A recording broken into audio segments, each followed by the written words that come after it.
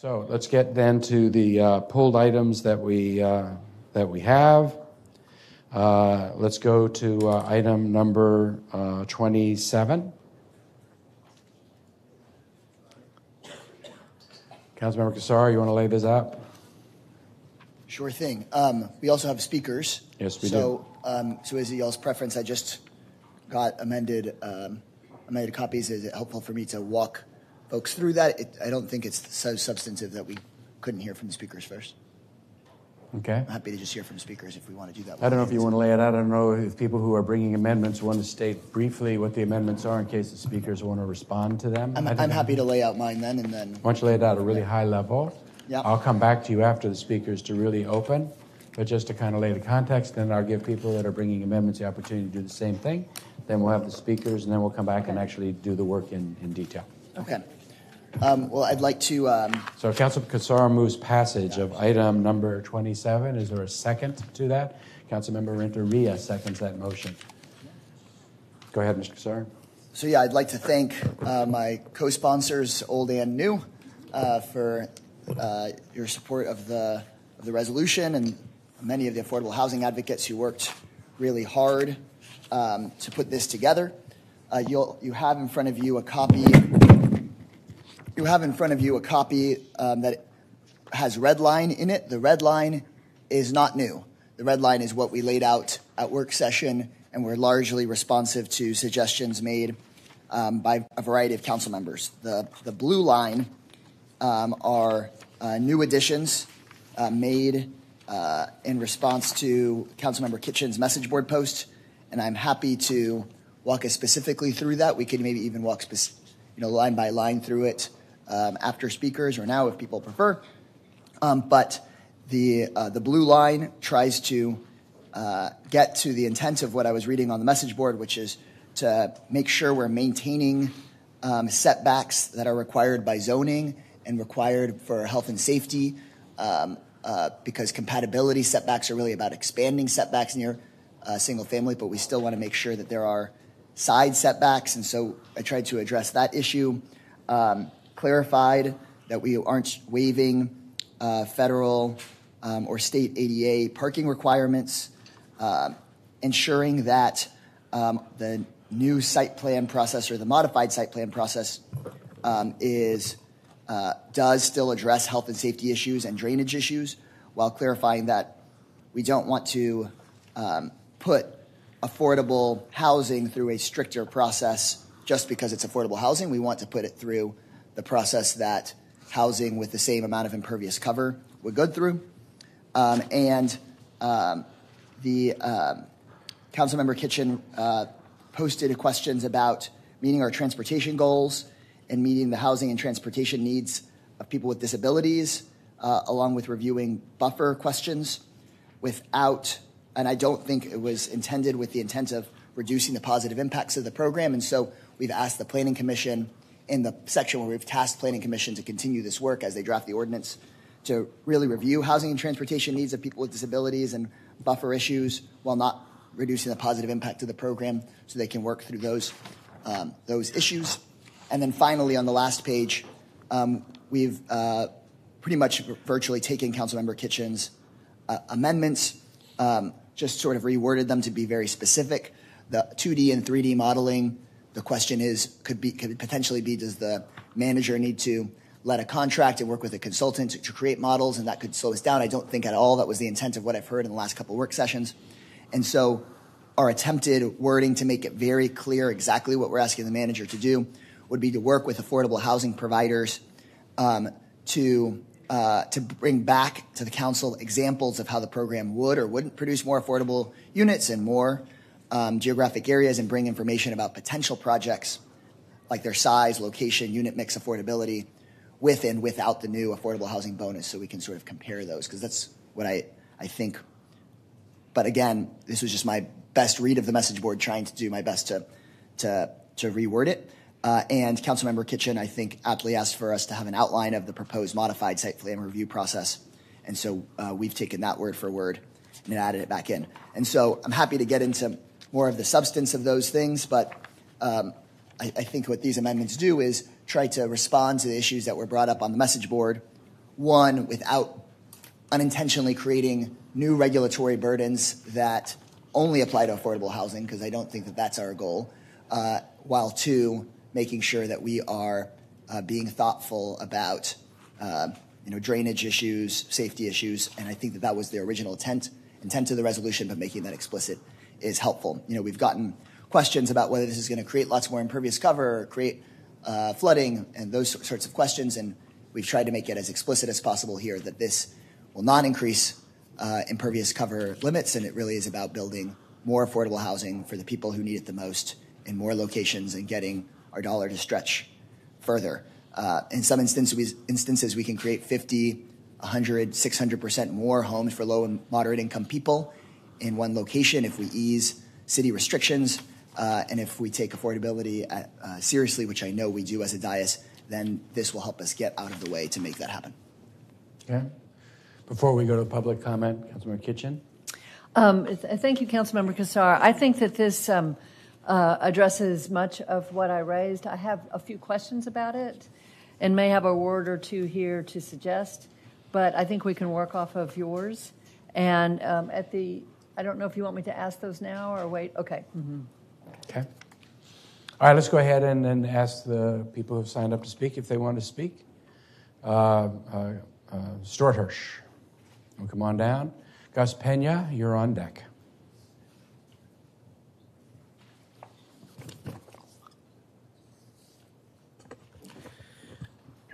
Mayor and members of the council, my name is Stuart Harry Hirsch, and I'd like to tell you I'm Stu from District 2.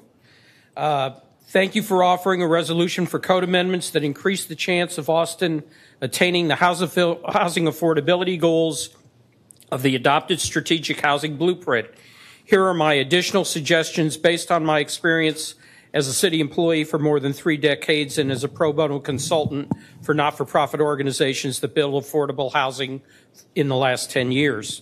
Number one, reinstate fast-track review for smart housing at no charge. I dropped off at your offices the chart that we used to employ that we abandoned by 2006. I'd like to see that reinstated. Secondly, track review time and cycle time to achieve more rapid approval and construction of compliant applications. An attachment I provided you was Riverside Meadows, where the applicant was able to get through subdivision, site plan, and building permit concurrently within 30 days. 3, allow 40% of the units to meet 60% median family income standard if 10% serve 50% MFI households. My fear is that the resolution focuses on 60%, and my 2 suggestions, 3 and 4, get us to achieving some housing at 50% median family income and at 30% median family income, which are goals in the housing blueprint. Finally, I want to highlight for you this week's Business Week real estate issue, where one of the important bullet points was that when we set out to accomplish things through codes, sometimes we're very successful. And the most important one that I found was that deaths and residential fires in the United States are down by almost half since the 1980s. We gathered in Kansas City as building officials in the 1980s, taking into account the book Reinventing Government, and sought prevention so that now all buildings 3 stories or taller had to be sprinklered, and eventually all buildings with 3 or more apartments had to be sprinklered. The result of that is fewer people are dying in those new buildings than were dying in the conventional housing that we often talk about preserving. So as we begin looking at the issue of preservation versus new construction, we need to recognize that the buildings we are building today are much safer for the low-income and middle-income and upper-income families that are occupying than the buildings that we historically built before we did those code amendments in the 1980s. So let's build on success. Let's come together, and 10 years from now, we can talk about how 60,000 new units serve families desperately in need. Thank you very much. Thank you. Mr. Pena?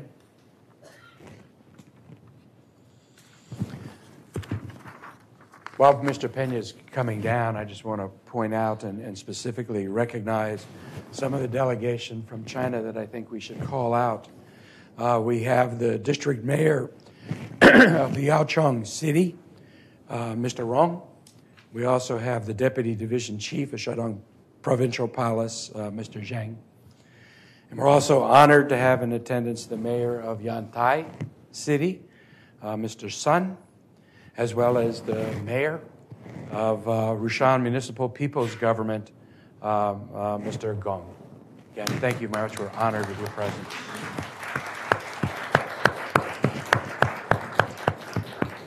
Thank you. Mr. Pena. Good morning. Gus Pena again. This relates to item number 27, to create a new bonus program for affordable housing. Let's clearly define what affordability is. What's affordable for you is not affordable for me or anybody else. Now, having set the predicate for that, for this item in the agenda, I've known homelessness. When we were helping you out in your campaign headquarters, Mr. Mayor, you knew we were on the streets. We still don't have an affordable unit because what I get from the United States Marine Corps and Department of Veterans Affairs is not enough. So I can tell you about being homeless. I remember 1992 when Bruce Todd was mayor, we started what was called a transitional housing program, transition people from homelessness to self-sufficiency with wrap-around services. That's what we need right now. You know, if you're going to put somebody in a unit without wraparound services, without mental health treatment or whatever they need, it's not going to work. It's not going to be successful. But I want to just, this really doesn't have any kind of good backup, Mayor. So, I request next time have some more sufficient background, get it educated. But anyway, I've been working on affordable housing since 1979, even when I was homeless, when I came back from the United States Marine Corps back in 1974. I've seen a lot of good things come through this city council, and I appreciate each and every one of you for the hard work that y'all do, because there is a housing crisis out there, and it's getting worse. They're talking about 100 to 200 new people. They said a day. I said, are you sure, a day or a week? And they said a day. So we're in a housing crisis right now, but I want everybody to know that I do appreciate the hard work that y'all do, your staff also, and whomever, and also the Housing Authority of the City of Austin. Now, quickly, I have a housing voucher from HACA. This is a federal voucher. It's called VASH, Veterans Affairs Supportive Housing. We can now purchase a house with this voucher. I want every military veteran that is homeless that gets or is given a VASH voucher, you can use that to purchase a house. It's a mandate by the Secretary of Veterans Affairs and Secretary of HUD, Carson. And I'm going to go back to Washington. I don't have money to go on the flight, but they allow me stipend, et cetera. So my wife and I, we're going to go again over there with a contingency of veterans also. So I just want to let you know, Mayor, Mr. City Manager, this is incumbent about you also. Make sure we have good programs for the people that are homeless. And the arch, we need to clean it up. Mr. McCormick, I'm not going to disgrace anybody or disrespect anybody. That front steps, arch has to be cleaned. It is a very dangerous area, and a lot of people that are homeless will not go to the arch. Clean it up, people. And I just want to thank you all very much for item number 27. But next time, please have some backup, Mr. Mayor. Hello. Not enough, okay? Thank you. Rachel Stone. Is Jim Templeton here? Come on down. Is Jim Templeton here? No? Is Megan Lash here? Ms. Lash, you'll be up next. Go ahead, Ms. Stone. Hi, thank you for having me here today.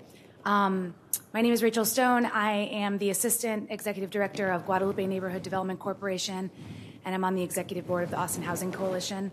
And I just want to give my full support for this resolution. It will really help those of us trying to develop affordable housing to do better work, to get more units out on the ground, and to be less burdened by a lot of these regulations that cause us to reduce the units we can provide.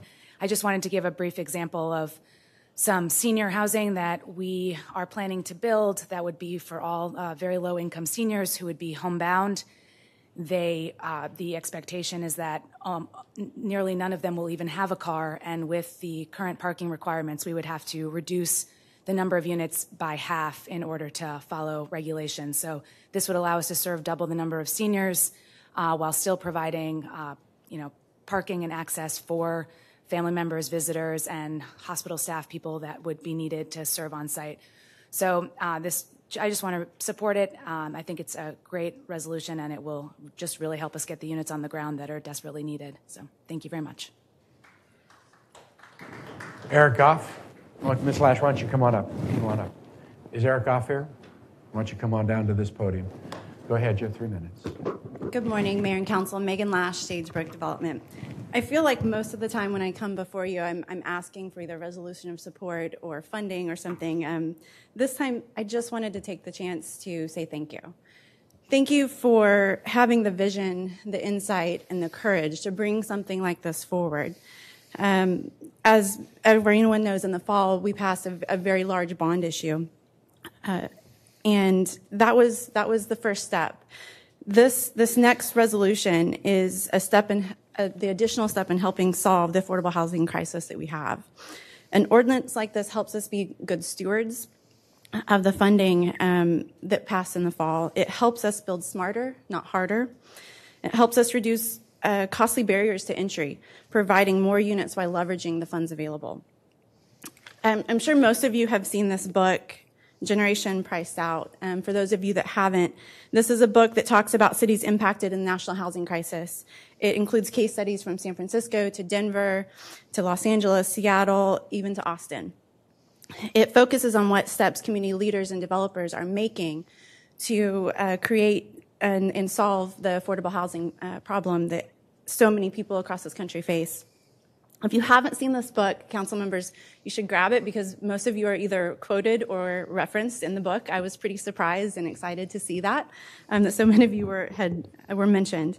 But something hit me when I was reading the Austin chapter that probably should have hit me a long time ago. We are, why we are serving the community that here in Austin that we live in, we are part of something so much bigger.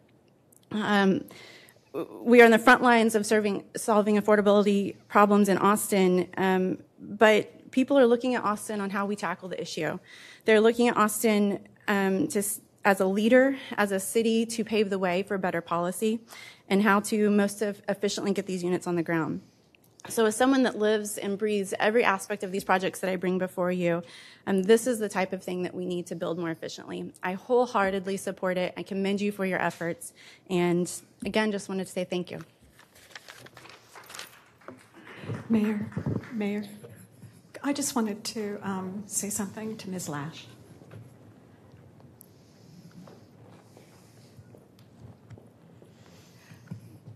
Mainly, I just wanted to appreciate the kind words that you are sending up to the dais, but also to acknowledge and remark on the excellent work that you and Sagebrook are doing in the Austin community.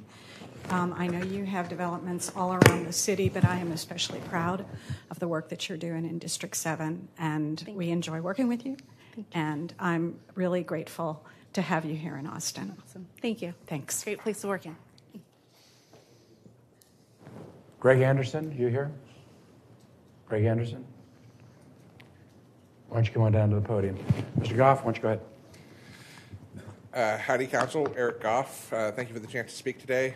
I'm definitely in support of this resolution. It will allow significantly more affordable housing to be developed in Austin throughout the city, integrating neighborhoods, appearing in corridors, northwest, east, and south. So this is a big step to extend those affordable housing dollars that we're also very proud of that the community gave to solve this issue. It's one step among many, but it's a big step. I appreciate support across the dais on this one, and I think that the sooner we can get this in, the sooner that we can stop having to carve out units for affordable housing from affordable housing projects, which is happening on every project that we've done so far. So this will be a great improvement. It's, we still need to do significant reform for land use across the board, but that's step 2 or step 3, and this is a great way to start the new year on housing. So thank you so much. Thank you. Is Michael Nachbar here? Why don't you come on down? Mr. Anderson, you have 3 minutes. Thank you, Mayor. Thank you, original co-sponsors. Thank you, new co-sponsors. Love everything that the original folks did, and as far as reaching out to the community and the folks that actually build this product, it was really great to have these conversations going for months and months where Councilman Kassar, his staff, and the staffs of all the other council members came to us and were just like, can you walk us through this? Can you walk us through that? What about this? What about that? And it was really, really great to have all the housers in the community together just working on this. So amazing stuff here. A couple of things I definitely want to ask for. If we could definitely keep certain things in the resolution, talking about things like where it says aging and dilapidated. I know there's been conversation about can we get rid of aging or could we get rid of aging? But then it almost makes somebody say, hi, I have dilapidated units. I'd like to not have them anymore. But there might be people living there. And so it's definitely a project that wants to move forward and do the right thing. But if we frame it in a certain way where they have to say it's dilapidated, it's a nuance, but it's important. Other things, I know there might be conversation about, can we get a lot more multifamily bedrooms? In some communities, Walter's sitting next to me, it makes a whole lot of sense for us in some communities to go all 3 bedrooms, all 4 bedrooms. In other communities, in certain areas of town, it makes a lot of sense to go vast majority 1 bedrooms. And a lot of that is just working with the clients that we work with and understanding that market and understanding where we're going to build and who we're going to serve. And every project is so different. I just want to make sure we don't accidentally, continue to make the box harder and harder to build. So I love everywhere where this resolution is going. It's so incredible. It's going to do amazing things. It's going to take those Prop 8 dollars, and it's just going to make them seem like so many more dollars than what we actually passed in November. And who knows the next time we do that, but let's just build as many units as possible. Last really quick thing, a host that I know, I frequent a restaurant it's one of my favorite restaurants in town. There's this great host there, and I saw him working another job recently. And I asked him, I was like, what are you doing? Like, what's going on? I thought you worked here. He's like, well, I still do. I have 2 full-time jobs. And have you ever had that feeling where your heart just hurts when you talk to somebody and you're just like, wow. I don't know how many of you have ever been truly housing cost burdened. I hope that none of you are right now because it definitely distracts from everything that you guys have to do, which is such amazing, important work. But I hope at one point in your life you were housing cost burdened because it makes everything so much different. It makes everything so much real. Just more violent when you're not understanding how those things are going to work out for you. I was 18, a high school dropout, earning $400 a week, and I was able to survive in Austin and end up in college only because I was able to find affordable housing. Somebody in my same shoes today is going to have such issues being pushed out of Austin, living 20 miles away, working 2 jobs. They're never going to get to college. They're never going to make those next steps. We make housing way too difficult, and this is a great chance to stop that. Thank you. Okay, thank you. Is Michael Gerber here? You'll be up next. Mr. Nachbar, 3 minutes. Thank you, Council. Thank you, Mayor. My name is Mike Nachbar. I'm a member of the Austin Democratic Socialists of America. In 2018, we canvassed for the affordable housing bond. We talked to thousands of people, and for most of us, it was the easiest canvassing we'd ever done. Everyone we talked to is feeling this problem, and pretty much everybody supported drastic steps to fix it. We saw with the bond vote how deeply and widely felt this issue of affordability is in Austin. Rising rents are an emergency, and we need to take drastic steps to build more affordable housing. This is a great plan that's going to help people live in Austin and stay in Austin. I want to thank Councilmember Kassar for bringing this to Council, and I want to thank my representative, Councilmember Harper Madison, for co-sponsoring. And I hope we can pass this and commit as one step to build more affordable housing and solve this emergency. Thank you very much. Is Ray Collins here? You'll be up next. Mr. Gerber. Good morning, Mayor and council members. My name is Mike Gerber, and I serve as CEO of the Housing Authority of the City of Austin. And this year, I also have the privilege of serving as chair of Housing Works Austin. At Housing Works, advocates, academics, and thought leaders have come together to think about ways that we can increase the supply of affordable housing in our city by providing research, education, and workable housing policy recommendations.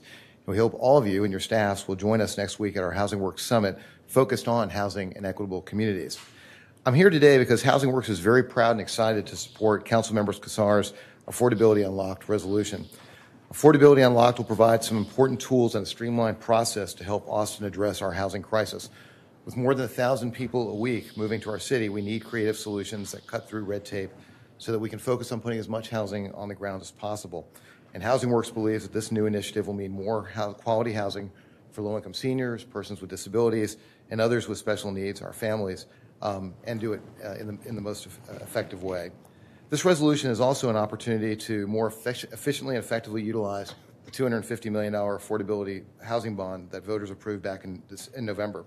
It'll reduce barriers to build more affordable units. It'll also help to protect residents, which is always important. And it'll also ensure that housing is built more equitably in all parts of our community.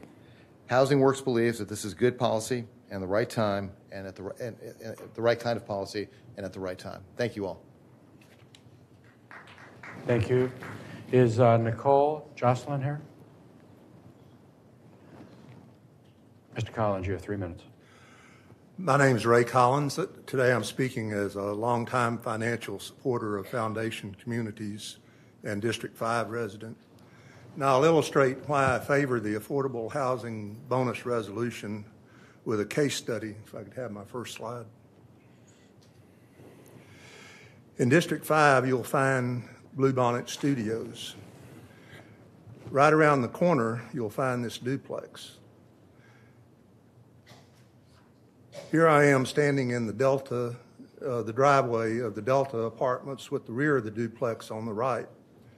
If you'll note there in the upper right of the rear of Bluebonnet Studios, there are 4 studio apartments that could have been built there if it were not for this duplex.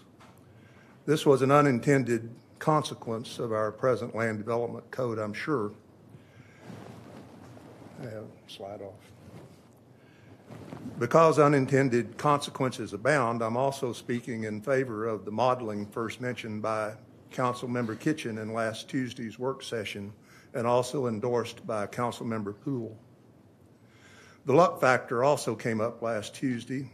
Bluebonnet Studios exists because a real estate deal involving 3 properties fell through, and the owner of what was then a used car lot approached Foundation Communities wanting to sell the property to them. And, you know, that would be a good thing to eliminate the luck factor on these things. Bluebonnet Studios was threatened by the lengthy approval process in conjunction with the hostility of the former owner of Delta Apartments. There was a due date for either a certificate of occupancy or a catastrophic loss of funding. Fortunately, the project had the strong support of the South Lamar Neighborhood Association, including a neighborhood association officer testifying at a Board of Adjustment hearing. In addition, a parking variance was required. Councilmember Kitchen's office facilitated a solution to a problem with the connection to the drainage system out on South Lamar. To be clear, this had nothing to do with site drainage, just the connection to the city system at the street level. Building subsidized housing needn't be this risky. That's my case study to illustrate why I favor the Affordable Housing Bonus Resolution. Thank you. Thank you. Is Austin Black here? Yes, sir. Why don't you come on down? Go ahead. Hi. Thank you all for having me here. I am Nicole Jocelyn, and I'm the Executive Director of the Austin Community Design and Development Center, and I'm also the chair of the Austin Housing Coalition. The Coalition is a group of affordable housing developers, housing advocates, and policy experts who support the development of safe and affordable housing across Austin. Our members work to house people experiencing homelessness, repair the houses of low-income homeowners, provide quality rental housing, and empower low-income homeowners, households to become successful first-time homeowners. And I'm here on behalf of the Coalition to support this resolution because it provides a vital opportunity for us to better leverage the funding for the housing bond we just passed in November, create new affordable housing in alignment with the Austin Strategic Housing Blueprint, and to create mixed income affordable housing throughout the city to help with our geographic dispersion goals. And I also wanted to highlight a couple of the specific items that our coalition supports, just to keep in mind as new resolutions or amendments come through. We're specifically interested in supporting the creating of flexible parking standards that will allow housing providers to provide parking best suited to the type of development they're doing and the population they're serving at that location. We support increasing height standards that will give housing providers the opportunity to create greater and better quality housing units while fitting in with the surrounding neighborhood context. We support allowing flexibility regarding compatibility standards that will provide opportunities to better leverage our city's affordable housing investments. And we support requiring at least 50% of the units be affordable that will increase the viability of building affordable housing mixed income units. We're thankful for all of the work that the sponsors of this resolution have put in making sure that our housing providers in the city will be able to use this and be able to implement on the ground and leverage the public investments in their projects the best as they can. Thank you very much. Thank you. Is Susana Almanza here? Susana? What about Daniel Llanes? Come on down. You'll be next. Sir, 3 minutes. I would like to start off by talking to the Chinese students. Right now, you're about to witness what our democracy is all about in this nation. Right now, you're hearing a whole bunch of people saying, thank you. Yes, we're happy. Everything's good. Y'all done heard all that, huh? But you haven't heard the cries of a people, which right now is the black African American in the city of Austin. Y'all don't have that over there in China. But this mayor just referenced how we are the same cities on different sides of the world.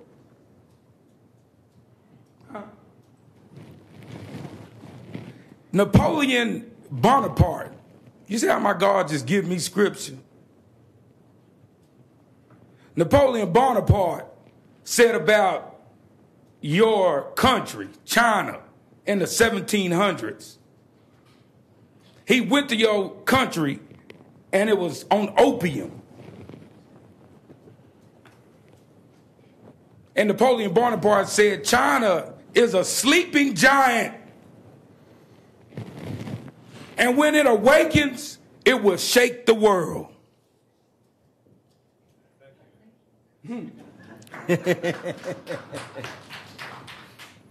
But unfortunately, in this city, we need a Napoleon Bonaparte. My people, with these fake, false pipe dreams, even of affordable homes, that's been promised to my people for the last 20 years that I know. They've been lies.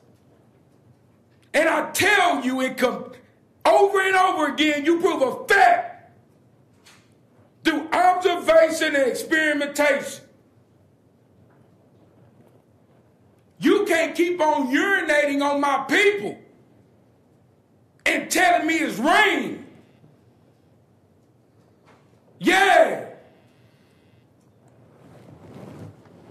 It's a lost cause. Stop lying to us and my people. You put us on opium psychologically. Thank you. You can conclude your This new kingdom will be built. Thank you. Believe that. Thank you. Next speaker is Ben Giannis. Is Ivy Lee here? Lay? Come on down. Mr. Giannis, you have 3 minutes. Thank you. I'm Daniel Llanes, and I'm here representing Poder, People Organized in Defense of Earth and Her Resources. You're getting a letter right now coming to you. So Poder sees this as a an interesting step. We want to make sure that there are no unintended consequences and that everything is thought out really well in this resolution. So Poder requests that you institute in-house monitoring of housing as we go forward. We also ask that you allow public participation and notification in the zoning process.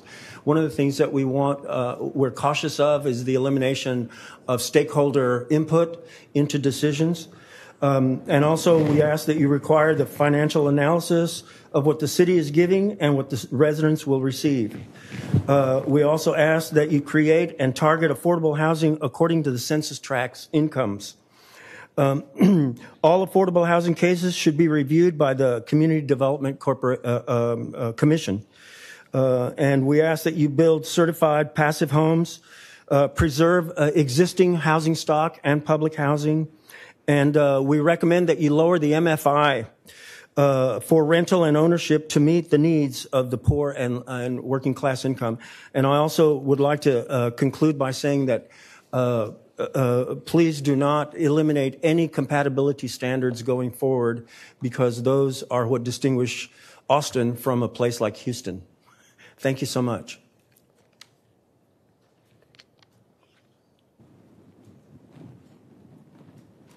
Slay, go ahead. I'm Ivy, and I'm just an Asian mom about town. Dropping off my kids this morning, one of the other dads at daycare told me just this morning how hard it's been for their family of 5 to even rent inside the city. The daycare is way on the north side of town. Inward development is the spirit of why I, as a citizen, voted for the affordable housing bond last fall. And if it were to appear that we spend it all on parking lots and apartments on the edges of the city, I would definitely feel duped, and I don't think I'd be the only voter who felt that way. So please keep steadfast in your support as each component of the Affordability Unlocked proposal comes up for discussion. Don't let the NIMBYs get you down. Those of us who are pro-housing and need affordable housing, we out here, and we support you. Okay. I'd like to expand on Councilman Kassar's point that putting extra regulatory burdens on just these developers should not at all be the goal. Whereas market rate developers are trying to capitalize on the magic that we, as a community of Austin, create, affordable housing developers, in my opinion, provide a mechanism to actually help us preserve it. You have heard. You all know, or if you're up there, you should already know that affordable housing is a critical piece that cuts across a lot of other issues, obviously homelessness, but also public health and displacement, stability for students that are in our K-12 school district, and even our ongoing issues with racism and the legacy that we are still dealing with of redlining. But affordable housing also keeps diverse customers in our city, so local businesses can continue to enrich our city and culture and resist the uniformity of other comparably sized cities with their density of Starbucks and Soul Cycles. Affordable housing allows young people to move out of their parents' house but stay here to contribute as adults, allows artists to live here and make stuff that tourists love to take selfies with, allows new immigrants to join our community and families to afford to stay here, and prevent the segregation by age that made middle school so miserable. So, please keep steadfast in your report. Definitely support this bonus that we're talking about today. Thank you, and what's up, China? Welcome to Texas. Happy New Year. Thank you. Is Jennifer Hicks here? Why don't you come on down? Is Martina Clifton here? Why don't you come on down, too? You have 3 minutes. Mayor and council members, my name is Jennifer Hicks. I'm with True Casa Consulting. But I've spent my entire career here in Austin developing affordable housing. I know how extremely challenging it is. I was part of the Blue Bonnet Studios development, and that was an unfortunate, challenging project, but it turned out beautiful, and I'm proud of it. I think this is such a bold step. It's a critical step, and I thank all of you for thinking through this as a leverage for the $250 million in GEO bonds. I wanted to give a quick case study of a project I'm working on right now. It's redevelopment of an existing project that is past its prime, and it needs to be newly constructed. This project is deeply supportive housing. None of the residents drive cars. But yet we're going to have to go through a zoning change, and we're going to have to go through a neighborhood plan amendment just to be able to fit this project that's been in the neighborhood for 30 years, fit it back into its place and increase density. Nothing about the target population is changing. This delays the project 7 months right off the bat. And this is a smaller organization that's doing this project, and time means money for them. And so I just put out there, perhaps we do a pilot. And I know a few good projects that could participate in that pilot. But just to kind of vet some of the things that could come up with the resolution through the process, I think that would be wise. And I also just, want to reiterate what some other folks have said, to just keep the deep affordability in mind that's in there, but also how to leverage this for more supportive housing units for those hardest to serve in our community. So thank you very, very much. Thank you. Martina Clifton and then Dr. Kim. Is Dr. Kim here? Come on down. Go ahead. You have 3 minutes. Martina Clifton. I'm a constituent of District 1 and have lived in Austin most of my life. I strongly believe the affordability unlock proposal is not a sustainable solution for density and affordability. From what I've observed, our recent residential construction has not been densifying numbers of people, but it has been densifying interior square footage. Often a three-generational or multi-generational family is displaced from their small home only for a couple to reside in an extra large front house and a single person in a large back house. To conclude that we need to allow developers to build even more interior space on residential lots is a bad conclusion. I believe developers and homeowners could work within existing rules and regulations, but be given exemptions for increasing number of units on their lots to create true density of people. To piggyback that point, building bigger is not better. 54% of Austin households are singles or couples. We need to be building well-designed, tiny dwellings for this large constituency of small households. Small living inherently means affordable and sustainable living.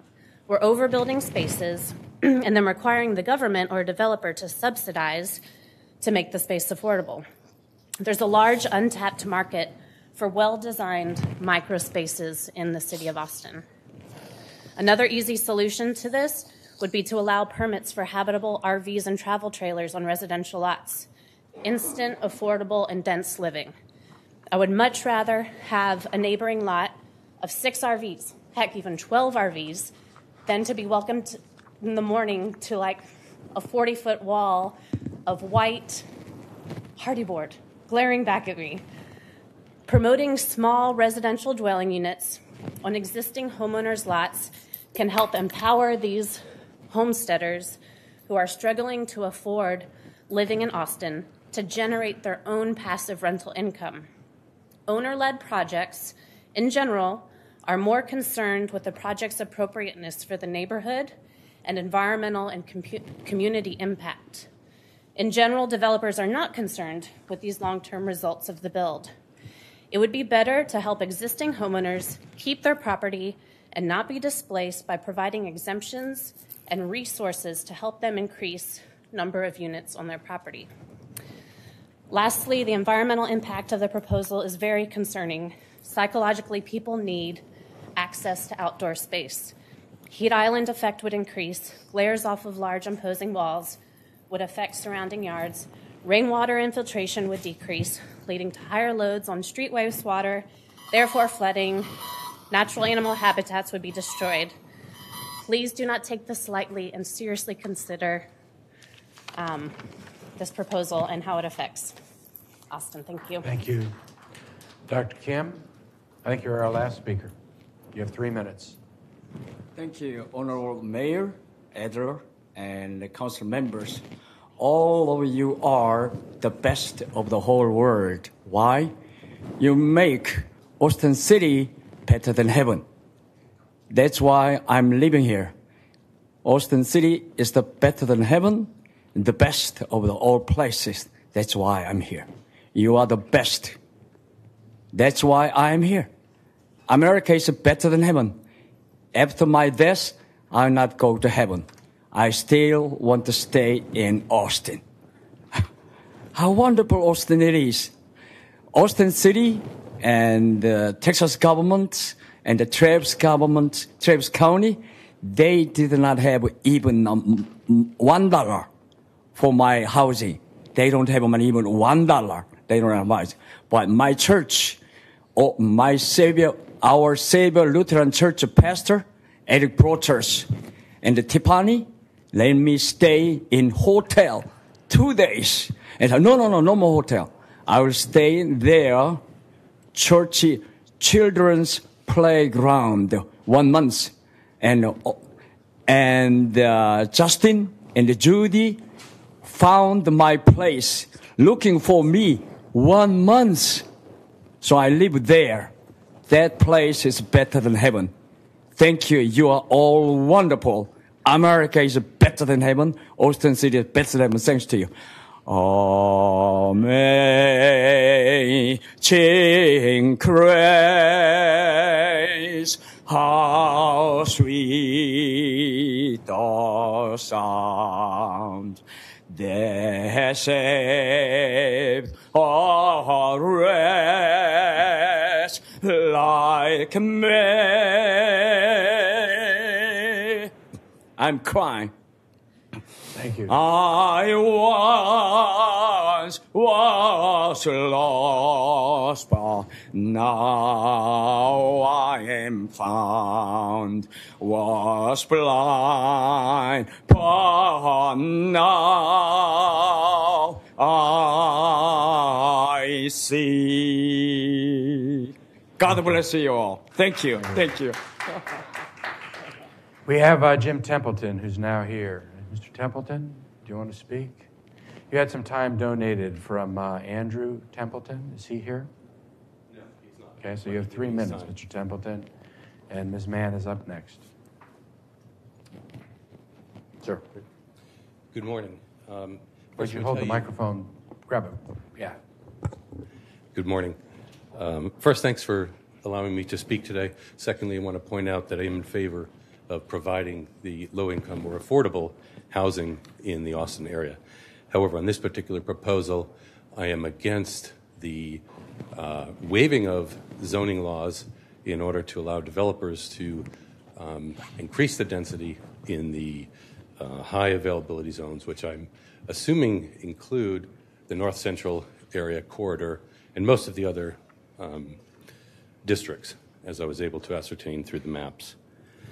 I'd like to point out something I came across in the Imagine Austin document, and I'll take the time to read it to you. It's a quote, "Though the process of comprehensive planning and the preparation, options, and implementation of a comprehensive plan, the city intends to preserve, promote, protect, and improve public health, safety, comfort, order, appearance, convenience, and the general welfare, and prevent overcrowding of land and avoid undue concentration or diffusion of population land use." To me, that seems like it goes in the face of increasing the number of units you can put on a single lot in a residential community. It seems to me that the target areas include neighborhoods that are long established with residents who've been there for decades.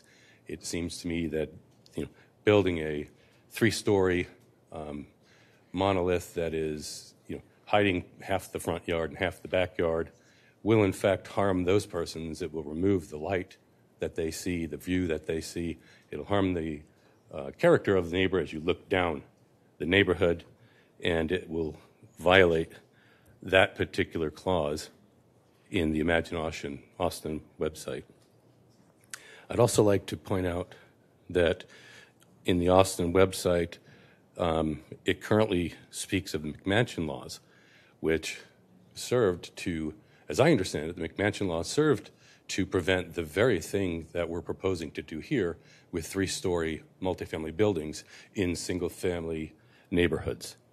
and I'll read it to you now. The residential design and compatibility of McMansion regulations were designed to minimize the impact of new construction, remodels, and additions to existing buildings surrounding properties in residential neighborhoods by defining an acceptable building area of each lot which the new development may occur.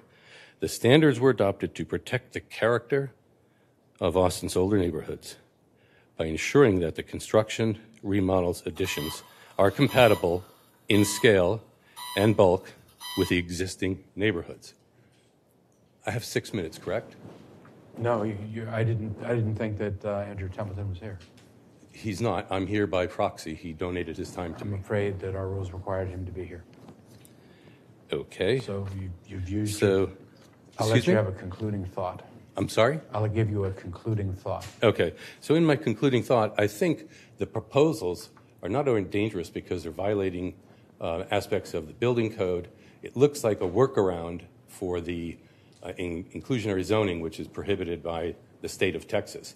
I've talked to neighbors who are really opposed against this and crying because they're going to lose their sunlight. So I urge you to reconsider those zoning clauses. We need to get to the next speaker now. Thank you. Fatima, man. Hi again. So affordability is a yes, right? But I'm always going to talk about mindfulness and how mindful we are about what affordability looks like, and then the infrastructures that are created and how they have an impact on the environment. So the gentleman that was just speaking, he was talking about the sunlight coming in. But what does that actually do to environmental changes when we look at the lack of sunlight, corridors becoming colder than normal? I don't know if any of you walk barefoot, but I walk barefoot.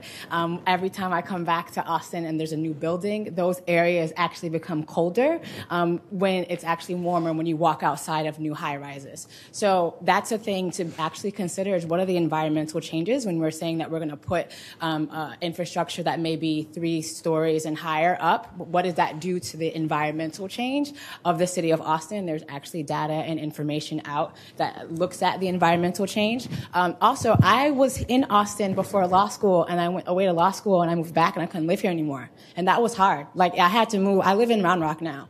And so a lot of the work that I do, you all see me, I'm in Austin, but I couldn't afford, I lived in Runberg. That's when I first moved here. You first ran for office. You were actually my city councilman, Kassar, but I can't be in Austin anymore after coming back from getting my degree and having my student loans and all of that debt, which is something to consider and why affordability is great. But what is affordability for people from in a general holistic sense? What is affordable? And not affordable for people without families too, because a lot of like Austin's becoming a single family city. I don't have any kids yet, but I would like to, but I know that if I did, I probably wouldn't be able to live in Austin. So just being mindful of the environmental implications that happens when you decide to let go of like zoning laws, and what does that do to our environment when we're saying that the zoning law goes away and you don't have to be mindful about that. And then also, are we making sure that everyone, even if you work at Whataburger, are you able to have a decent living life here in the city of Austin and not have to commute 45 minutes just to be able to participate in Austin, which I do. I wake up at 4:33 in the morning just so I can be on the road at 6:30, so I can be here at 7:34. And that's in the city of Austin, right? So I just want to implore us to be mindful of the holistic picture and not just it sounds good right now, but what does it mean for years to come, and what does that mean in terms of environmental, right, for our future city of Austin? We love to not have plastic bags, but what else are we doing to make sure that we're environmentally friendly in all that we're doing too? Thank you. Thank you. Council, that gets us back up to the dais now. I told you, Sarah, that I would come back to you first if you wanted to speak first.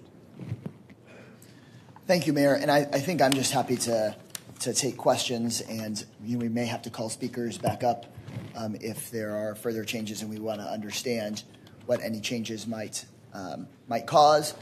I again thank everybody who spoke, many of whom worked diligently with us at all kinds of hours to really try to hammer this out in a way that really precludes drainage and flooding impacts, and instead really just gets us more affordable housing by utilizing existing lands better. So I'm interested in what folks' questions might be, especially as it relates to some of the amendments as they've been handed out. Something else that I had not mentioned was, I know in the Q&A, Councilmember Alter asked about a different affordable housing development in the past, and whether or not that affordable housing development would qualify for this program. And I think the answer, I don't know if the answer was put up by the staff, but I did want to make sure that that was clear, which is that the affordable housing development that was put before us last council meeting or a couple council meetings ago, that was in District 4, that I think was being done by somebody who is a constituent in District 10, would not have met the requirements of this because of some of the potential displacement effects that developer would have caused.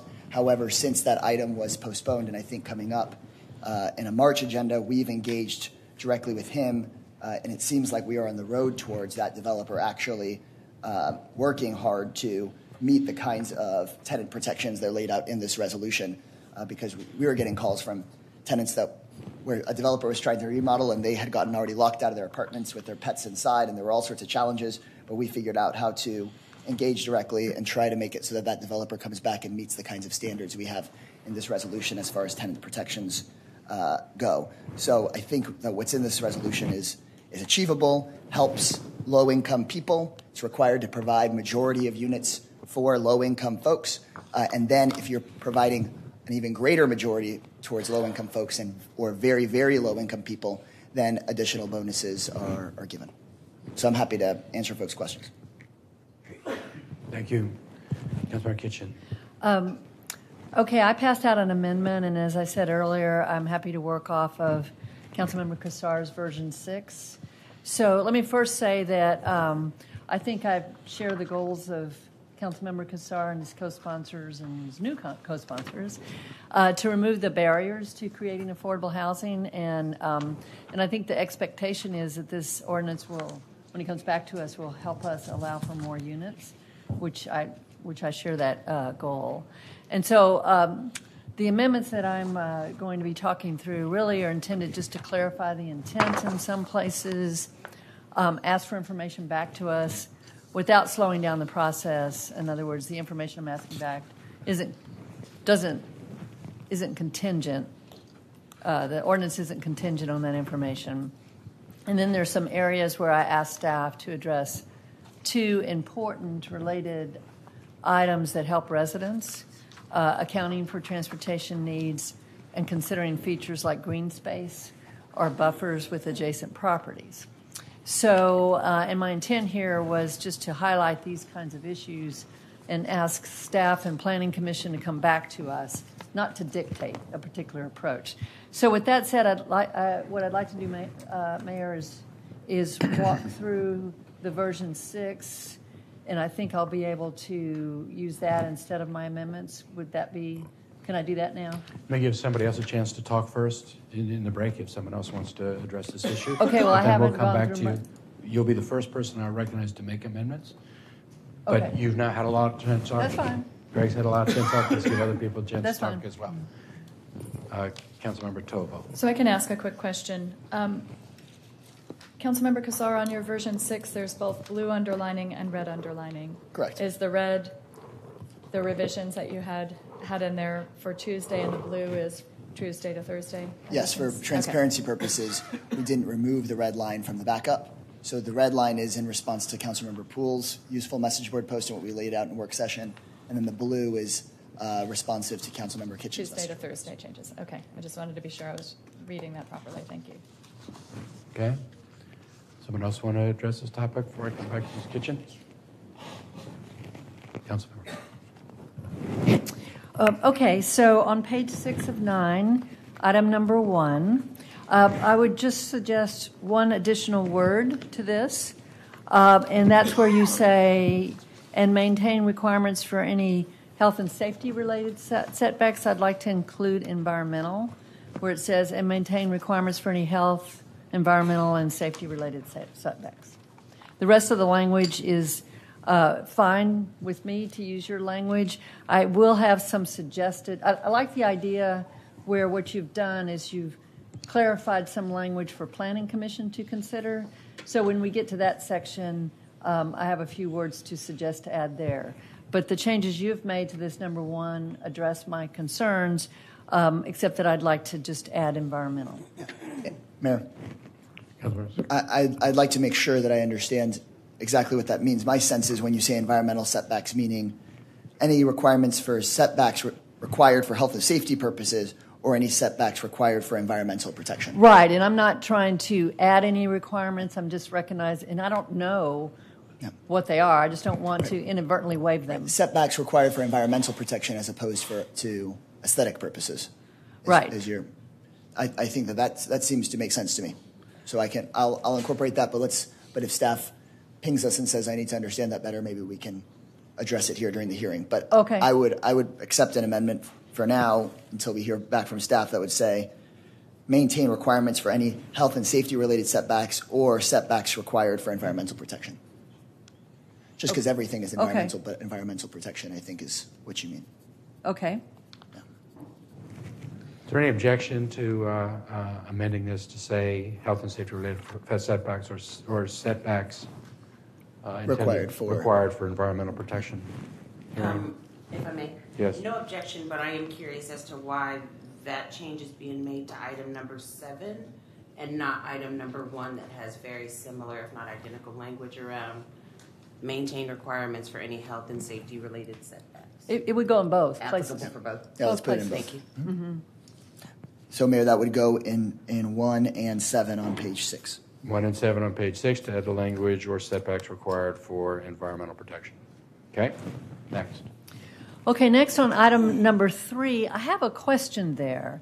The reason that I had suggested the wording that I did is because it was because my understanding that if the way the ADA requirements are written, if you actually waive parking requirements, you're waiving any ADA requirement. And what my intent was just if you, my understanding is that the need here is some flexibility in parking requirements. So a development, for example, would be able to think about parking with regard to the residents. Yep. So they may say, okay, well, we really only need 4 spots as opposed to 10 spots or whatever.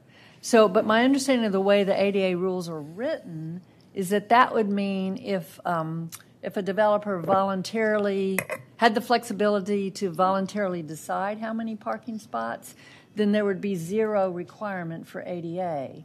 So that's why I said without reduction to parking requirements that would otherwise be required. So my intent is just not to inadvertently zero out any ADA requirements because we're using the word waiver. Yep, Mayor. So yes, I think we mean the same thing. Okay. Which is that if somebody provides parking, then they still have to provide ADA parking because we aren't waiving ADA rules. Okay. However, this would still allow, to be explicit, this would still allow that, for example, downtown at Capitol Studios, where Foundation Communities has 0 parking, the ADA allows that if you have 0 parking, there just isn't parking because it's a downtown project, but obviously they serve many people with disabilities. They're frankly better than some places that have lots of parking. But what this wouldn't do is waive the ADA rules as you've described them, meaning somebody couldn't, because we use the broad word waiver, build 4 parking spots but not build any ADA spots. That would be the intent. And I think that's what the language, that's why we're trying to be explicit, saying we're not waiving the state and federal ADA rules, which require that if you start building parking, you have to start building proportional ADA parking. Okay, I just want to confirm with our staff. Oh, sorry. So, and I'm curious about this too. I'm interested to know if the staff, either during the site plan process or some other point in the development, would consider converting some of the street parking to ADA parking as a result of this. Because if we want to maximize the number of units, which I think is what we're trying to do, then instead of losing 6 floors of one unit to put in that ADA space, we could take the one street side parking that's in front of it and convert that to the ADA parking. So I'm curious from a process and code if that's something the staff can already do, and so we don't have to necessarily call it out, or if it's something that we need to give staff the authority to do in context of this. Right before we call up staff, and this is an important issue, and I think it's obviously our affordable housing is going to serve more people with disabilities than not affordable housing. Also, when you participate in a program, you have to take vouchers, which is something that many of our disability rights activists have asked for. So I think it's a really important issue. That's why we also added on page 8, tasking the Planning Commission to ensure that the housing and transportation needs of people with disabilities are met through this program creation. That way we don't have to sort all of that out right here and now, but just recognizing we're not waiving state or federal ADA rules, and we want to be thoughtful about the best way to serve people with disabilities with this housing. So I wanted to point out that it's in both of those places. Mr. Linsizen, you want to address this issue? Or staff? I don't know. Pick. The question, I think, is do you have the flexibility to be able to address ADA? Yes, we can designate on Jim Dale, Assistant Director for the Transportation Department, and yes, through the Transportation Department, we can address or designate on-street parking for and make them ADA accessible. We'll make that as a requirement. Okay. Okay. And so my question would be, just want to confirm that by using the language waive parking requirements without waiving state or federal, that wouldn't, that you're understanding the intent, that wouldn't be read to mean that in the example that Councilmember Kassar gave, that someone was using some level of parking, there still would be an application to that level of parking of the ADA required number, right? Andy Linsizen, Development Services. Yes, Councilmember, if they build parking, they will be required to construct parking spaces. Okay. As Councilmember Kassar said, downtown there's no parking officially required, and then we do use on-street spaces to meet that requirement. And I think that would be the approach that Mr. Dale was just talking about. Okay. So if they build parking at all, they're waiving the parking requirements, but they're building parking, the ADA requirements would still apply to whatever they're building. Yes, ma'am, that's correct. Okay. All right, thank you. So that one's fine. Then going on to item number 8, I have a question there because that's a little bit different than the way that I had worded it. So I just want to make sure that the meaning is the same. So it says, it's the last part that I'm curious about because it says, while still addressing health and safety and addressing and reviewing drainage in the same way that drainage is assessed and reviewed, but you've added a clause that says for non-multifamily structures with the same impervious cover. Yeah, so I'm just not as familiar with that. What I'm wanting to make certain is that we're not narrowing with that language, because my intent was just to capture what Mr. Linsizen had said at our work session, which was that we were still going to apply the same rules that we have now. Right. So I want to make sure that clause doesn't narrow that. Yeah, can I try to explain that? Go ahead.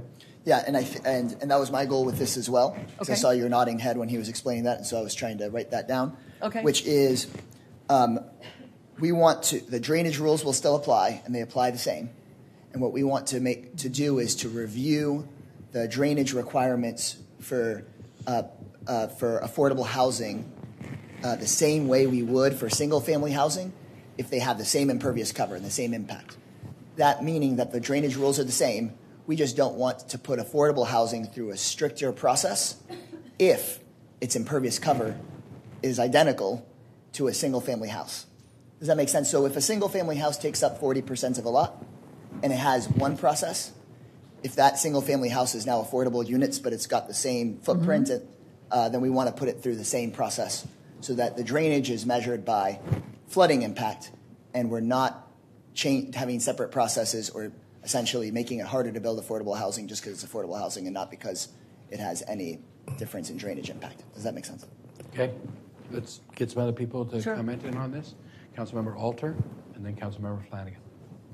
I have a factual question for staff because one of the things that I've been struggling with is trying to understand what the number of people in a structure, how that impacts the drainage. Because if everything's equal, then your logic works. But if the number of people affecting the amount of water affects the type of drainage situation, then we would want to account for that. And I just don't factually know that. So maybe one of our staff could clarify that. Thank you, Councilmember. Just to be clear, you're asking about the number of occupants of the structure or the number of units constructed on a lot? So I think the primary concern that's being expressed is that we deal with drainage issues if we proceed with this affordable bonus or whatever we're calling it. And the logic that was presented was that if we had the same impervious cover, even though we had a whole lot more people in there, it would be the same drainage issues. And if it's not the same drainage issues, depending on the number of people, then we need to know that and account for it. And this doesn't account for the number of people impacting it. And I just want to factually know, does the amount of drainage or the drainage concerns, do they change with the number of people who are in the same structure because they're using more water? Or is it all about how the stormwater is coming out? I mean, the best I can answer your question is factually the impervious cover is what drives the runoff. Okay. So if the building coverage, the impervious cover on the lot is the same as if it was a single-family house, the impact should be the same. I mean, there's a lot of factors that can go into drainage, but conceptually, overall, that's the answer. And I think that's the intent, is not to change impervious cover requirements and say it's going to be an affordable housing unit, but it looks different, but it's the same impervious cover. Okay, that's just what I wanted to clarify. Okay. Thank you. Okay. Further comment or question? Councilmember Kitchen? Okay, so I think I'm understanding. I just want to confirm with our staff that that this is how we would do this now. In other words, that the language that's being proposed does not change our approach to the way we're addressing drainage.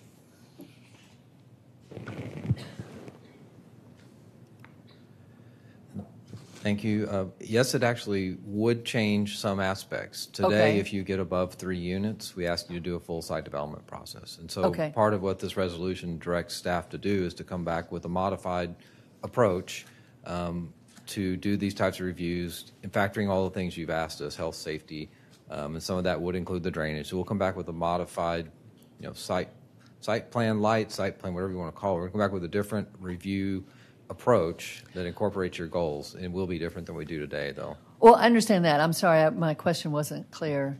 I don't mean the change to the process. I mean the change to the criteria that are applied with regard to drainage. So the criteria would be the same. Okay. The level of detail required at a residential permitting versus the level at a full site development permit is quite different, which is one of the reasons you see the difference in time. And so I think we're going to come back with something hopefully in the middle or closer to the residential side that accomplishes the goals. Okay, that's fine. I just wanted to confirm we weren't changing the criteria.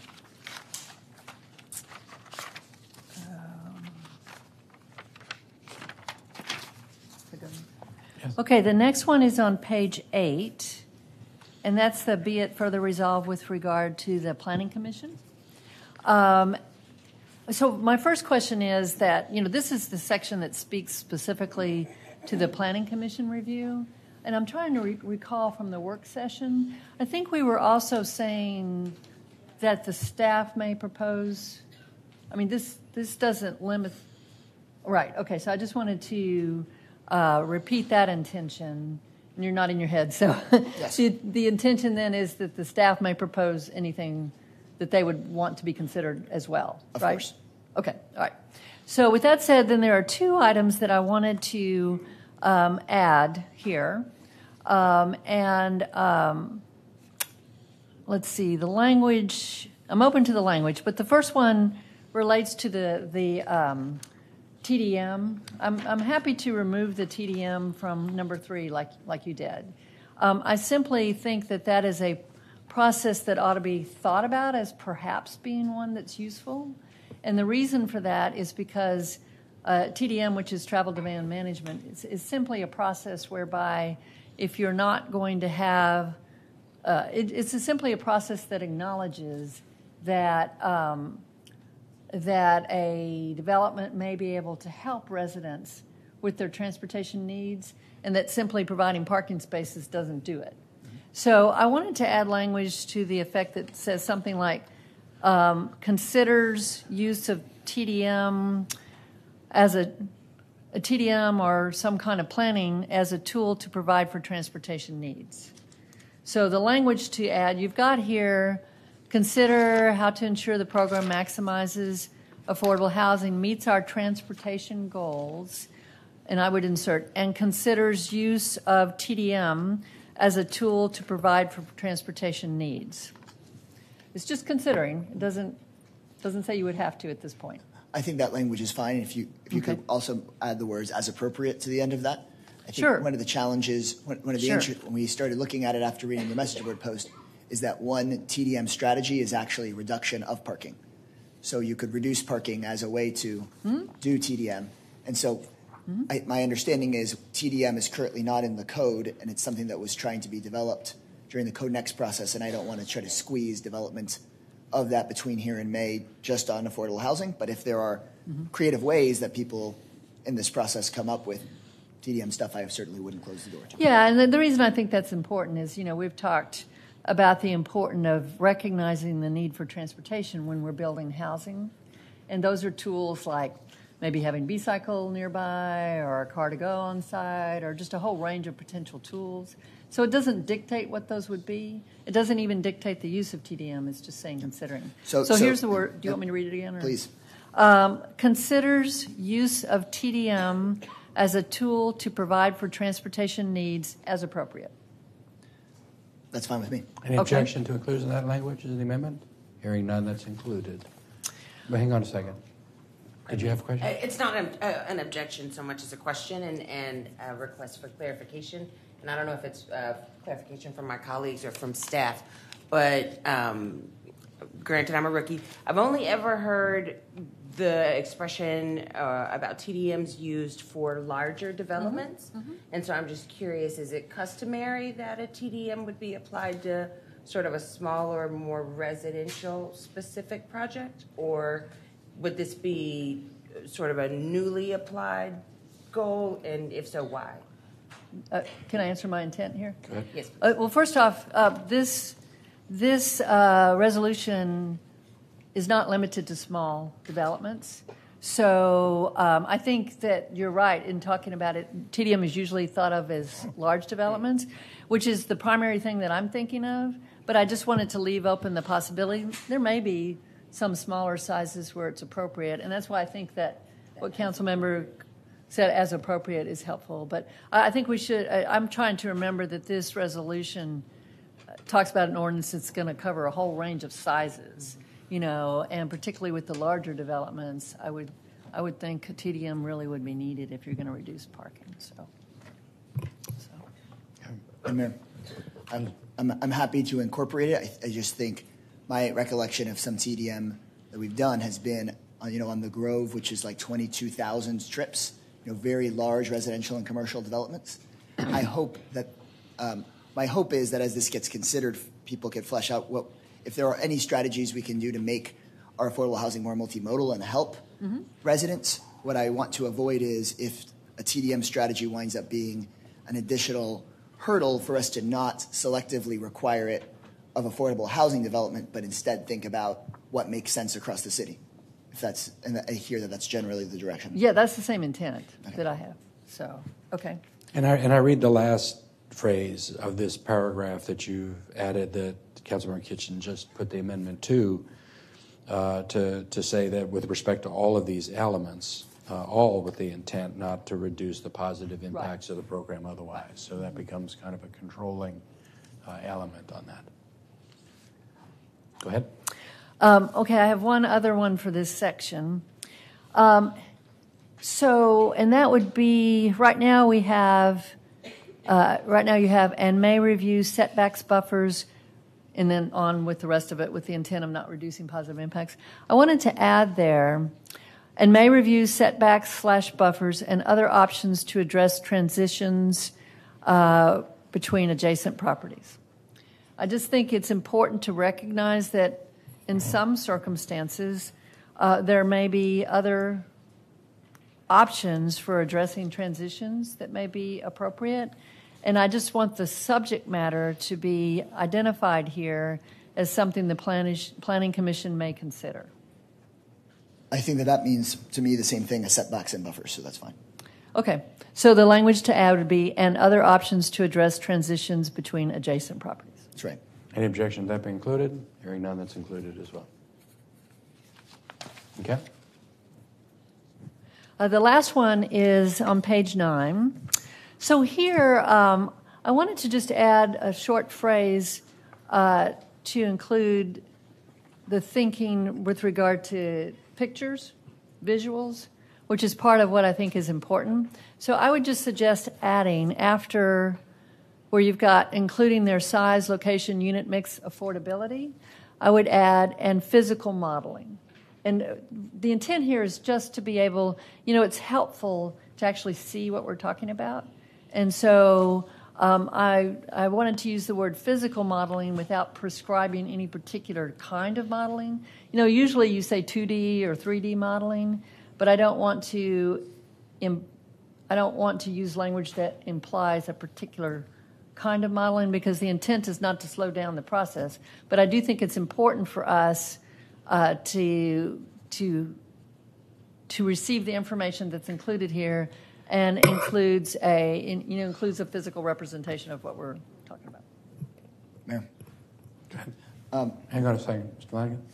So I don't know that I'm on board with the modeling as a requirement because I think any of the potential projects that this will result, you could probably find a photo of one that already exists on the ground, which to me is going to be a lot faster and cheaper than asking affordable housing developers to do modeling. So I don't know that the modeling is really useful. If we're just talking about size and unit mix, I mean, we've got buildings of every size and shape in the city, and you can say, oh, it kind of looks like that one, or it kind of look like that one. I'm not sure what the modeling, maybe another way to ask, I don't know what it gets you. I'm happy to use other words. Yeah. Again, I'm not trying to imply, I certainly am not suggesting that people need to go out and hire consultants to do some kind of, best practice modeling. I'm not suggesting that. Are we talking about a visual representation? Sure, that's fine. Yeah, the words I came up with was, and provide visual representations to the best extent possible. How about just, and provide visual representations? And provide visual representations is fine. Okay. When you said physical, I was thinking of the diorama we saw during that one. No, I'm sorry. Wrong, not the best diorama word. That shall not be named. Everybody okay with putting in a visual representation? Hearing no objection, that's in. Okay? Good. That's all I had. Good. Anyone else? Councilmember Tobo. Yeah, I signaled my support or my intention to bring forward a couple amendments with regard to one, making sure that we're not incentivizing the redevelopment of naturally occurring affordable housing. And that's the second amendment that you see on the sheet I distributed. And the first amendment gets to number of bedrooms. And so I'd be happy to address, so I'll move, let me lay them out and maybe they'll be accepted as friendly. So the first one would increase the number of affordable units that are required to have 2 or more bedrooms to 50%. And I believe this is very in concert with our past goal statements and our past planning documents. So, and just to cite a few, the 2014 School and Housing Work Group, which was a follow-up to the Families and Children Task Force. This was a work group that our joint subcommittee of the city, county, and school district initiated. And they came forward and recommended that density bonus program units and all affordable units that we set aside a portion, that we specify goals for our 2 or more bedrooms. This is particularly important because so many of our central city schools in particular are experiencing under-enrollment, and so much of the housing that's coming forward, affordable and market rate, are one-bedrooms efficiencies, not bedrooms that are serving multi-generational families or multi-bedroom units.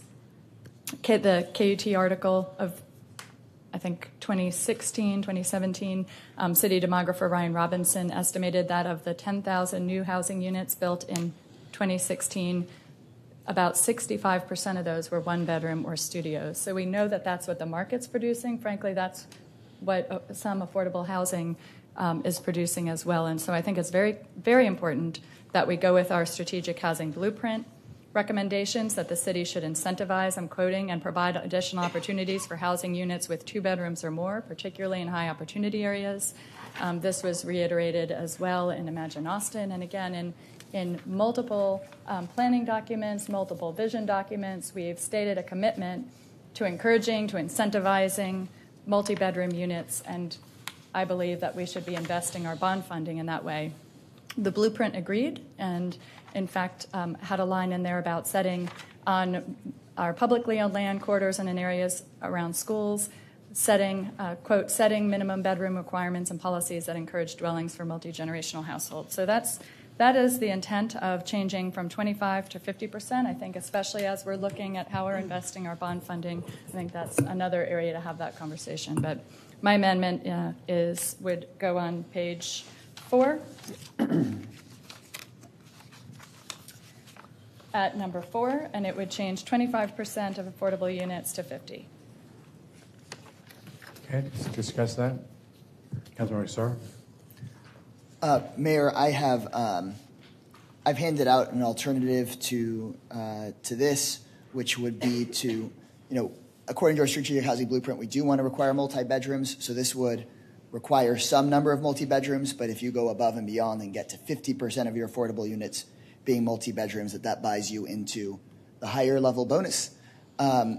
If we, it looks like we're going to go on break, and so it'd be useful for me to call some of the affordable housing builders back who have left because they saw majority co-sponsors on this thing.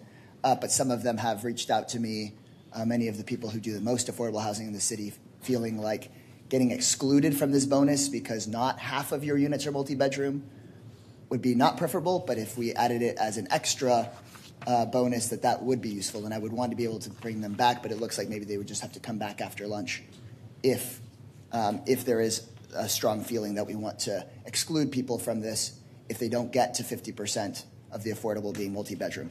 Potentially, when we talk about the whole housing bond, we can figure out how many multi-bedrooms to do, but the challenge for this would be if somebody did an affordable threeplex where all 3 units were affordable, with 1 3-bedroom and 2 1-bedrooms, that wouldn't work. You wouldn't be able to do this. Of course, you would have to add another bedroom, but if it doesn't fit because of the size of the lot, then it just wouldn't work. So one option is for us to make it an incentive where the requirement is 25% of affordable units must have 2 bedrooms, but you get an extra, and you're still allowed, and you get an extra bonus for getting to 50%. If that isn't amenable to the maker of the motion, then I would ask that maybe we come back after lunch so that we can hear from some of the folks that do this about their concerns. Mr. Flanagan? And I'm curious if it's escaped me what the code is about unrelated adults living in the same dwelling unit, if that applies to this situation. We waived it in this. So it is waived in this? Okay, good. Councilmember Harper-Madison. Yeah, so I have a question and a statement. So about the desire to get to 50%, that would obviously be ideal to get more affordable housing. My concern there, though, is, in fact, actually, I think you used the words encourage, incentivize. And I think I prefer the language encourage and incentivize as opposed to require. The opposite of not complying with a requirement is punitive, in which case I don't want to take punitive action against people creating affordable housing. So I have some concerns about the requirement language as opposed to incentivization language. So my question on this, and I think it probably relates, and I don't know if we need the extra testimony, is there's a relationship between the size of the units and the number of units. And we want to make sure that whatever program we use is one that's actually used, that people actually do it so that we get the additional units.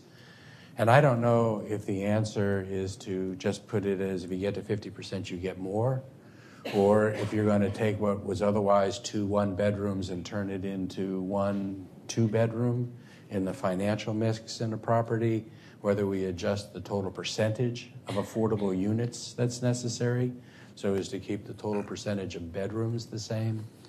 But if we were, I'm just concerned about the calibration element, and I know that it's coming back from staff, and we're going to have a discussion at some point on what is the relationship between the percentage of units that are affordable, the percentage of 2-bedroom units.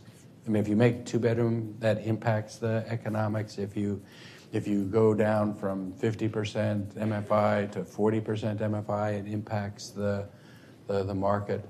I support the council member's desire to encourage 2-bedroom units, because I think that's a goal. I just don't know the best way to do it in a way that actually makes sure that they happen, rather than stating an aspirational goal that just results in us having less affordable housing. Mayor, and if I may, we have stated aspirational goals with regard to multi-bedroom units in almost every document that's come forward in recent years about affordable housing, about preserving families in our central city. We do not achieve it because we don't require it. And so I appreciate the counter proposal, and we'll give it some consideration. But I think that we are looking at a package of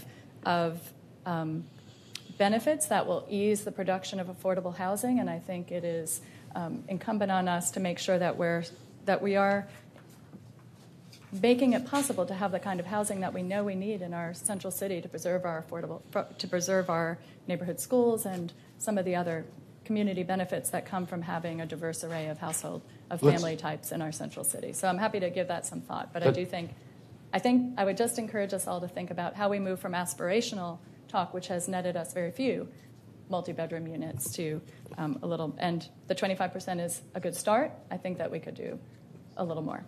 I agree. I just want to make sure we calibrate it right for me. Before we go to citizen communication, Councilmember Tovo, do you want to lay out your other amendments so people can be thinking about that during the break as well? Yeah, and I talked about this on Tuesday, and with the feedback that I received on Tuesday, adjusted it further so that it would replace the language aging or dilapidated residential facilities it would cut aging or dilapidated and replace that with deteriorated beyond repair. And that was in consultation again with staff who work with housing of this sort. Yeah. Councilmember Kassar. And I think here again our intentions are actually the same.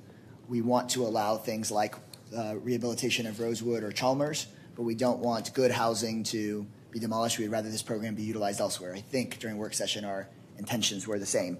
And I took your point that aging, something that was built 2 days ago is aging. And so in consultation with staff, I've handed out an alternative that would change aging or dilapidated to in serious need of repair or rehabilitation. Because the problem with, again, what I don't want to do is lock out our ability to fix up Rosewood Courts or Chalmers with this.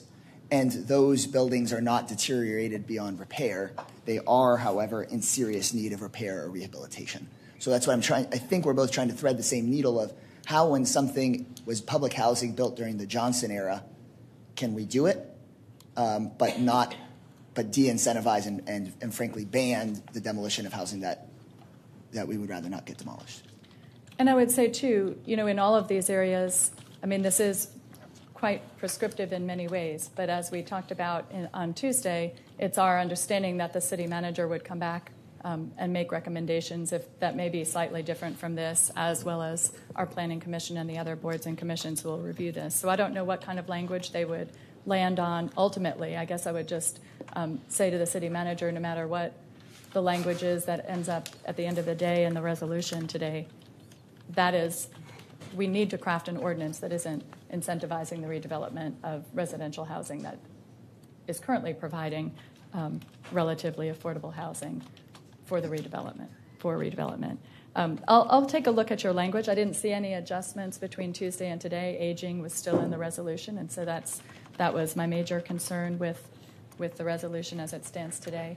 I'll take a look at your language, yes. But it doesn't quite capture it for me, but I'm relatively comfortable with some organization of language that speaks to that, with the understanding that our staff may have some better ideas in the ordinance itself. Okay, let's do this. Let's put this one on. Just a question. I don't know how much more we have to go on this item 27. Should we just finish it now? I think that we wanted to give a chance for people to come back.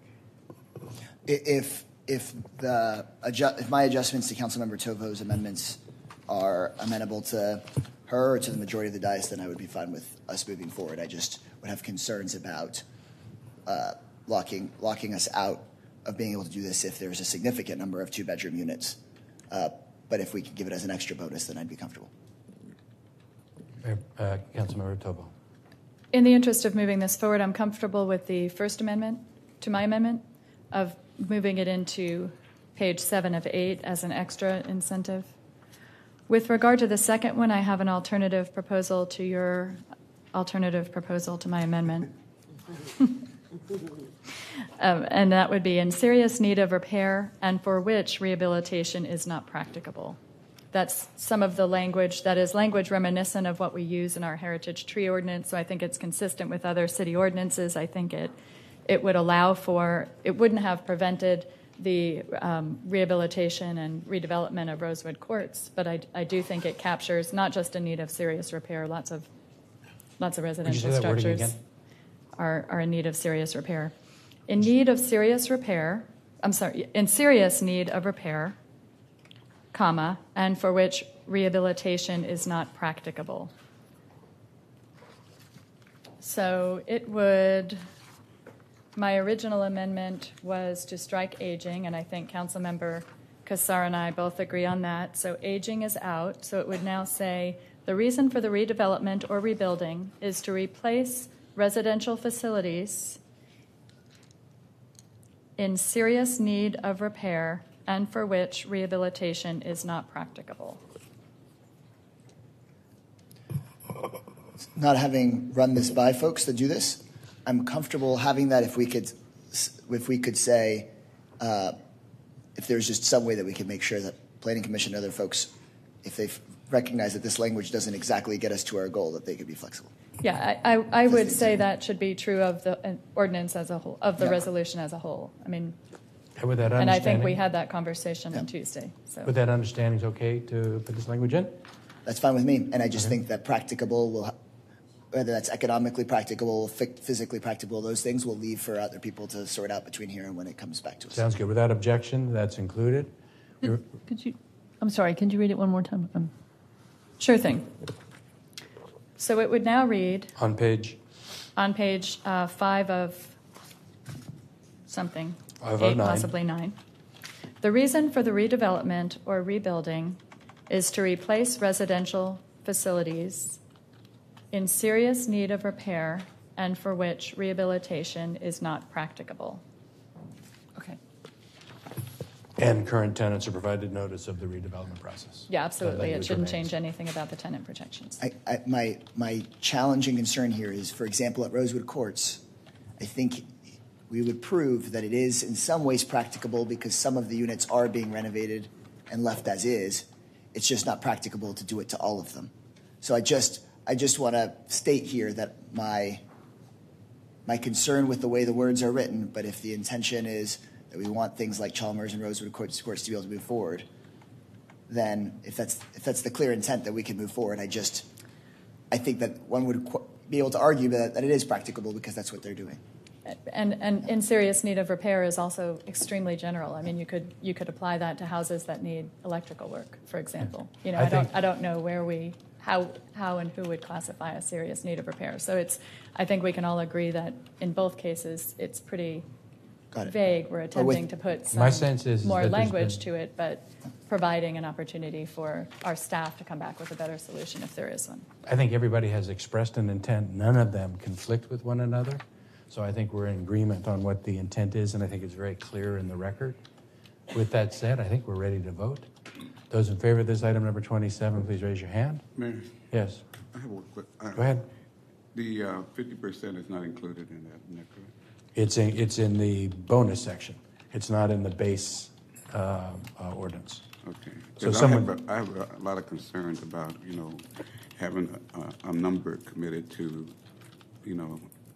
unless there's different locations throughout the city that has different needs. So I just want to make sure that when it comes to I don't know what it means by bonus. Mr. Sorry, you want to address it? Yes, so in the original resolution, 25% of affordable units had to be 2 bedrooms or for seniors or permanent supportive housing. Now that stays in place. But if you can get to 50%, 2 bedrooms, then you get even more units on top of that. So it doesn't restrict, it keeps that flexibility, I think, that you're asking for. Okay, thank you. Okay. Real Councilman quickly, That's okay. as one of the original co-sponsors, I wasn't able to make the press conference this morning, and I would have liked to have been there. So I just want to quickly thank Councilmember Kassar for leading on this effort and for asking, strategically, those of us who represent our minority communities and our low-income communities to be a part of this resolution. Voters gave us a mandate in November that they wanted to see us move the needle on providing affordable housing, and I think this is a wonderful step in the right direction. We can be our biggest enemy in ways in the barriers that we create in our ordinances, and I think this provides a great step in moving us in a direction that allows us to build more units, keep more of our families close to amenities, and I'm very excited to see what comes back to us. Sounds good. Those in favor of this item, number 27, please raise your hand. Those opposed, it's unanimous on the dais. It is 12:26. I would propose we come back at 1. Well, now we've taken care of this one. We just have those two. So 2 o'clock. Let's just come back at 2. Yes, Councilman. I'm sorry. There was one thing I wanted to add, and it's just a statement. So, and again, my thanks to all the sponsors and co-sponsors. But I wanted to just point out 2 things. I'm hoping that when we think about our transportation goals, that we consider how we stay true to safety and Vision Zero. So we most definitely need flexibility in parking requirements. That's why I was supporting the waiver of the parking requirements. But I'm hoping that as we move forward with changes to our broader land development code, that we consider safety, because there are places in our city where we have very narrow streets with no sidewalks. And pushing parking to the streets in those areas is not going to be safe. So I'm comfortable with this program. I don't think that we'll have that situation in this program, but I just want to flag that. I think that's really important for us to remember as we move into the future. Okay. It's been pointed out to me we had 2 other items that I'm not sure no one signed up for. They weren't on consent, that we couldn't consider that way. It's items 50 and 51. Those are appointments to the CDC. Does anybody have any objection to those appointments? Do we want to approve those? Is there a motion to approve the appointments in 50 and 51? Yes, Councilmember Hubbard Madison makes the motion. Councilmember Poole seconds it. Any discussion? Those in favor, please raise your hand. Those opposed? Those 2 are unanimously approved.